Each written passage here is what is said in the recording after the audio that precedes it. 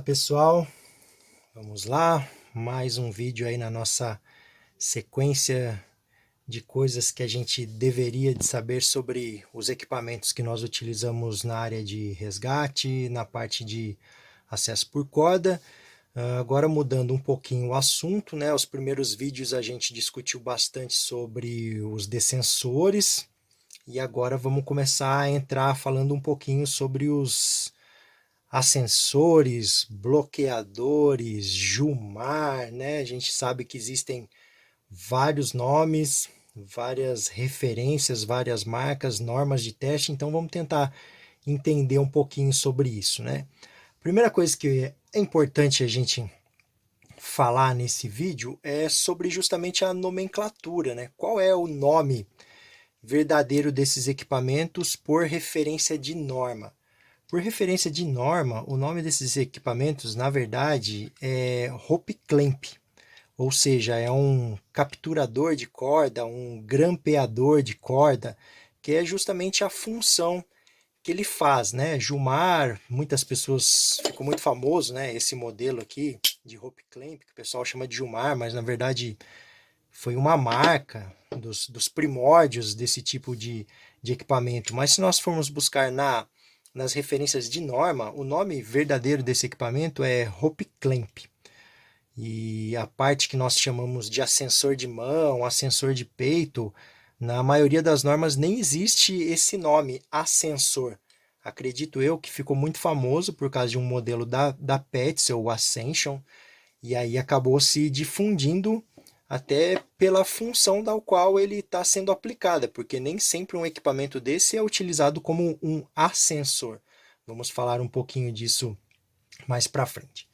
Então, qual que é a característica primordial de um equipamento desse? Não importa se ele é do modelo dentado, né, que a gente discute bastante, ou se ele é do modelo onde a Ken não tem, os dentes estão afiados, né? Qual que é a principal função de todos eles, inclusive? A principal função de um equipamento desse é simplesmente que ele progrida num sentido na corda e bloqueie no outro. Essa função é comum para todos, independente da norma de certificação, independente da marca, independente se ele tem dente, se ele não tem dente. A principal função de um equipamento desse, previsto inclusive em todas as normas, é isso. É que num sentido ele caminhe e no outro sentido ele bloqueia assim que uma força é exercida. Tá? A outra grande função que o equipamento desse tem que ter, inclusive de construção, é que ele não pode sair da corda de uma forma acidental. Os construtores, os fabricantes, as pessoas que testam os laboratórios, eles precisam se atentar a isso, que é também uma parte muito comum quanto a esses equipamentos. Fora a parte de ser compatível com a bitola da corda e tudo mais, mas a principal função de um equipamento desse é que ele capture uma corda, né? Captura a corda, num sentido ele deixa correr, no outro sentido ele captura e depois aí tem os usos que nós fazemos sobre isso e a gente vai discutir um pouco mais para frente. Tá? Então, já que a gente tocou um pouco na parte de norma, que é algo que nós discutimos muito nesses vídeos que nós estamos gravando, porque sempre existe um pouco de dúvida sobre isso, vamos então entender as normas de certificação para esses equipamentos. E a primeira coisa dentro dessa parte de norma que eu gostaria de deixar claro é o seguinte: nenhuma norma, nem a NFPA, nem a EN 567, nem a EN 12841 ou a UIAA 126, nenhuma dessas normas elas fazem diferenciação quanto a se o equipamento tem dente afiados ou se ele tem os dentes arredondados. Não existe essa diferenciação entre os equipamentos, tá? Simplesmente eles são chamados de rope clamp. Na NFPA 1983 ainda existe a citação de ascender, de ascensor. É a única norma que fala sobre isso, sobre o ascensor. A UIAA, a 12841, a 567, todas elas falam de rope clamp, não falam de ascensor. Então, já adiantamos um pouco. Então, quais as normas que nós temos de referência para esse tipo de equipamento? a mais conhecida, a mais difundida, que inclusive grande parte das equipes de acesso por corda ainda continua utilizando, são os rope clamps, os capturadores, bloqueadores de corda, com a certificação EN567. A EN567 é uma certificação de equipamento para montanhismo, tá bom? A maioria dos ascensores, bloqueadores, eles têm essa certificação, porém é uma norma de montanhismo, ou seja, os equipamentos são testados com corda dinâmica.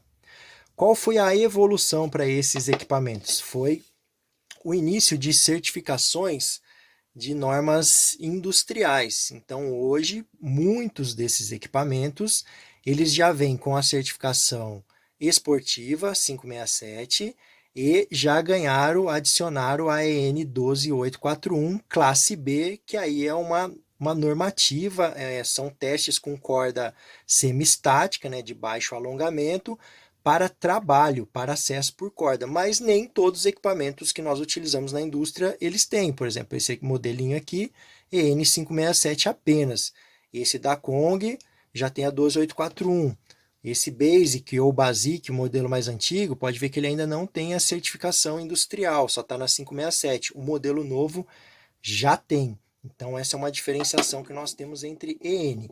Fora isso, qual outra certificação que vocês podem encontrar em bloqueadores de corda? É a UIAA, tá? Existe uma norma UIAA 126, que inclusive ela depois dá origem à EN567. Basicamente elas falam a mesma coisa e elas são certificações esportivas. Fora isso, o que mais de certificação que a gente pode encontrar em alguns equipamentos desses? Certificação ENFPA 1983, que é uma norma de resgate de bombeiros, onde a gente vai encontrar nos melhores equipamentos, porque o teste é mais rigoroso e nem todo bloqueador, principalmente os dentados, passam nessa norma. Geralmente a gente encontra referência de NFPA nos equipamentos de dentes arredondados, né? O Rescucender, o Gibes e alguns outros modelos por aí que a gente encontra. Esse, por exemplo, o Rescucender mais antigo, ele não tem certificação NFPA, ele não tem 12841, ele tem só a certificação esportiva 567, porém os novos Rescucenders, eles já contam aí com essa certificação NFPA, que ela é um pouquinho mais rigorosa no teste, e aí eu já vou falar um pouco para vocês. Ainda dentro dessas certificações, o que é interessante a gente entender? Quando a gente pega a certificação esportiva, a EN567, ela fala curiosamente, inclusive, e até na UIA 126, que esse tipo de equipamento ele está previsto de proteger um montanhista de uma queda.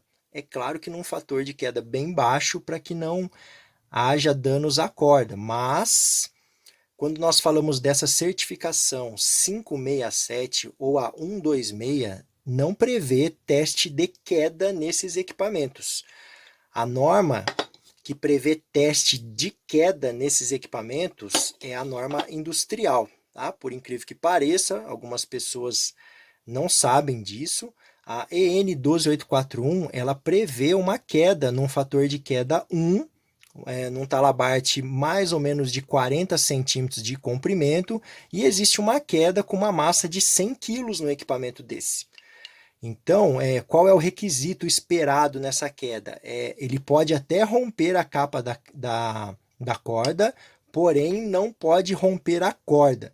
Então, numa queda, num teste de queda de um equipamento desse, é esperado que ele vai romper a capa da corda, porém ele não pode romper a corda. No outro teste que é feito em todos esses equipamentos, pela 567 ou a 12841, existe o teste de tração. No teste de tração, que ficou muito famoso, né, esse valor, esse aqui não está marcado, esse aqui vem marcado, são os famosos 4kN, né, ou aproximadamente 400 kg força. Essa referência aqui é para um teste estático de tração na corda, onde esse tipo de equipamento ele tem que ser tracionado pelo menos, no mínimo, com 4kN de força, e ele não pode danificar a corda, nem a capa, nem a alma. No teste da 12841, ele vai ter um fator de queda, além desse teste estático, ele tem um fator de queda, e aí ele pode, é esperado que ele vai danificar a capa da corda, mas ele não pode danificar a alma. Então você tem que prever que ainda essa pessoa com massa mínima de 100 quilos, que é o esperado, vai ficar aprisionado pela alma da corda. Fora isso, nós temos o teste da ENFPA. Na parte da NFPA, nós estamos falando de um teste um pouco mais rigoroso. E aí nós temos o teste do Technical Use e o General Use. Então, um ascensor, né, um bloqueador de corda, um rope clamp, para ele passar na norma da NFPA, ele tem que ser tracionado pelo menos com 500 kg força, 5 kN, para passar no Technical Use. E para que esse equipamento seja aprovado no General Use, que são usos mais extremos, com mais carga, mais de 2 pessoas às vezes, esse equipamento ele tem que ser tracionado com 1.100 kg força, ou seja, 11 kN. Dificilmente você encontra um equipamento desse aprovado para General Use. Geralmente você vai encontrar alguns equipamentos da CMC, da SMC, o Rescue Sender da Petzl, o modelo novo, você vai encontrar, ou seja, foi um teste muito mais rigoroso, onde nesse teste estático a capa da corda não pode ter sido danificada.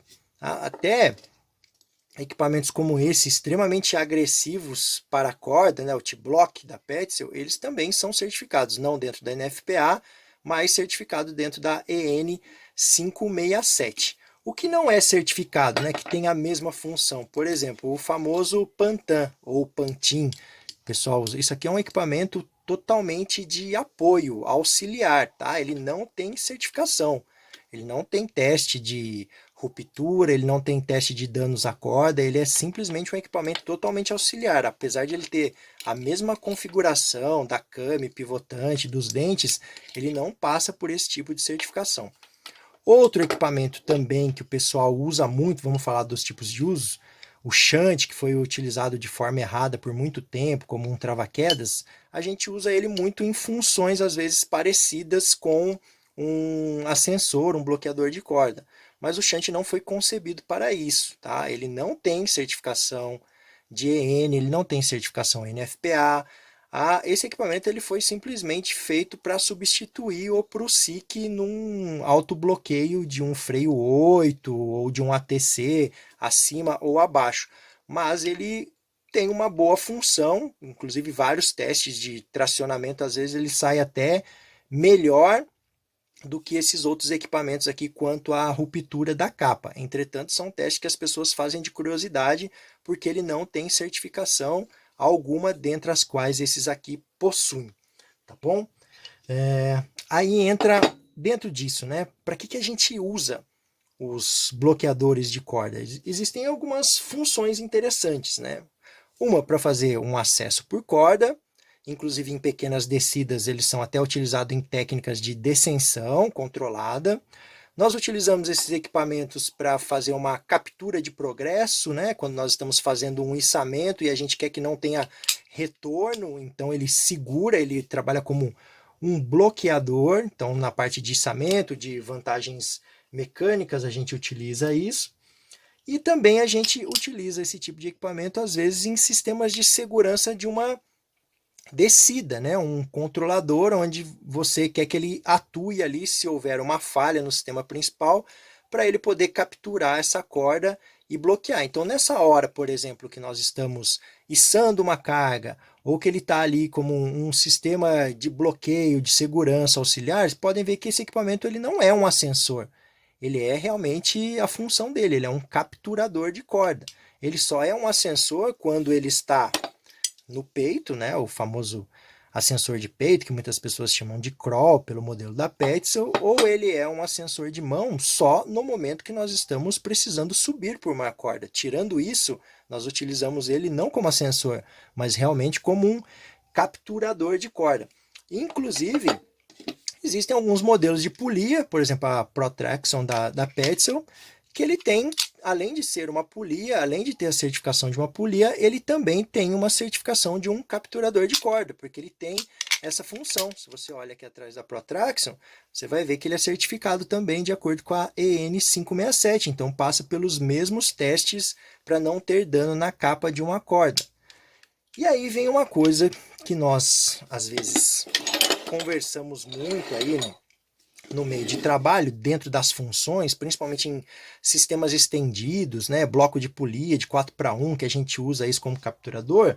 E aí nós vemos em alguns sistemas, alguns treinamentos e até em sistemas operacionais mesmo, o uso do trava-quedas, né, um trava-quedas deslizante. Ele tem uma função muito parecida, ele não tem toda aquela atuação de mola que um rope clamp tem, mas ele tem uma situação parecida de funcionamento, de capturar uma corda, de utilizar isso, por exemplo, num sistema Z para fazer um tracionamento e esticar uma tirolesa, ou tensionar uma linha de vida provisória com corda. E aí o pessoal pergunta, pode ou não utilizar desse jeito? Porque, por exemplo, aqui no Brasil, né, nós temos a NBR 14626, que é a norma que fala de trava-quedas deslizante para linha flexível. Mas existe atuações desse equipamento num sistema de captura de progresso, num sistema de bloqueio de segurança, num 4:1 estendido, por exemplo, ou até num sistema de descida de uma vítima, onde você tem ali um controlador principal num descensor e um equipamento desse, muito utilizado em acesso por corda, como sendo a parte de corda de segurança, onde se falhar aquela, vai ser capturada aqui no trava-quedas. E aí, será que ele possui a mesma função? Olha, se a gente fizer um comparativo entre os testes de norma de puxar a corda, ele é inclusive mais seguro, tá? Pela nossa NBR, que é baseada na N de trava-quedas, a nossa NBR 14626, um equipamento desse, ele tem, além do teste dinâmico de queda, né, em fator de queda 1, fator de queda 2, massa de 100 kg, ele também tem teste de tração em corda. Para passar, né, para um equipamento ser certificado, ele precisa ser tracionado com 15 kN e não pode danificar a corda. Olha só que interessante. Esses equipamentos aqui são tracionados com 4 kN, pela NFPA 5 kN ou 11 kN no caso do General Use. E um equipamento desse, no teste como trava-quedas, ele é tracionado com 15 kN, além de todos os testes de fator de queda. Então, assim, se nós fizermos um comparativo de tração de corda, onde a gente mais utiliza esses equipamentos, um trava-quedas ele chega até a ser mais seguro para preservar a corda. Outro teste também que se faz de segurança nesses equipamentos é um teste super leve, que é um teste com 5 kg, ou seja, um equipamento desse, a partir de 5 kg de força que eu fizer numa corda, ele já não pode mais soltar, que é justamente para ele não ficar descendo. E é o mesmo valor também que se aplica no teste de um trava-queda deslizante. Então, assim, os testes são muito parecidos quanto à função que ele exerce. Obviamente que você não vai ficar utilizando um equipamento desse aqui como um ascensor de mão. Eu não recomendaria esse tipo de uso. Mas, justamente pelo fato de ele poder se soltar com mais facilidade, ele não segurar tão bem a corda como os rope clamps. Mas num sistema, por exemplo, de captura de processo, num sistema de tracionamento de uma corda, ou num sistema de segurança ali auxiliar, quanto à preservação da integridade da corda, um equipamento desse aqui se torna mais seguro devido aos testes que ele tem que fazer pelo valor e não poder romper a corda. Então, essas dúvidas, às vezes, elas acontecem bastante e a gente precisa ponderar. Tá ok, pessoal? Bom, essas são as primeiras informações que eu gostaria de passar para vocês, para a gente ter um melhor entendimento, principalmente, que são as dúvidas que às vezes eu mais encontro, né? A gente debate com o pessoal, que é essa parte dos equipamentos dentados e os equipamentos não dentados. Claro, um equipamento desse, ele é mais seguro, é óbvio, né? Visualmente falando, esses dentes aqui realmente eles agarram a corda de uma forma bem mais, digamos, mais forte, mais agressiva e com muito mais facilidade ele pode vir a romper a capa da corda. Mas os dois têm que passar pelo mesmo critério, ou seja, um equipamento desse ele também pode romper a capa da corda. E só para a gente acrescentar, na parte de certificação NFPA, às vezes o pessoal tem dúvida, né? Poxa, eu estou fazendo lá um içamento de uma pessoa num sistema de resgate, ou estou fazendo um içamento mais de uma pessoa e mais uma carga. Será que eu posso utilizar um equipamento desse? É seguro? O que a NFPA fala? Os equipamentos certificados para Technical Use, que é o que faz tração até 5kN, que aí é onde eles colocam os ascensores, a NFPA ela diz que um equipamento desse ele deveria ser utilizado para tração de apenas uma pessoa. Lembrando que uma pessoa na NFPA são 136 quilos. E a NFPA fala, se você tiver que fazer içamento de mais que uma pessoa, 2 pessoas ou até mais carga que isso, ela fala que você deveria de usar um equipamento General Use, mais seguro, e para ambos os tipos de equipamento ela fala, nunca deixe fator de queda nesse içamento, não é para você prever uma carga dinâmica nesse tipo de equipamento, porque existe sempre o risco de ruptura da corda. Sempre os testes desses equipamentos, independente da norma, o que mais eles estão preocupados, justamente pela agressividade da captura que esse equipamento faz, é preservar a integridade da corda para que não haja um acidente maior, né? Uma corda se rompendo e a sua vítima ou a sua carga se perdendo no vazio. É bem baseado nisso que o equipamento tá previsto quando ele é certificado. Tá ok? Valeu, pessoal. Um abraço. Até a próxima.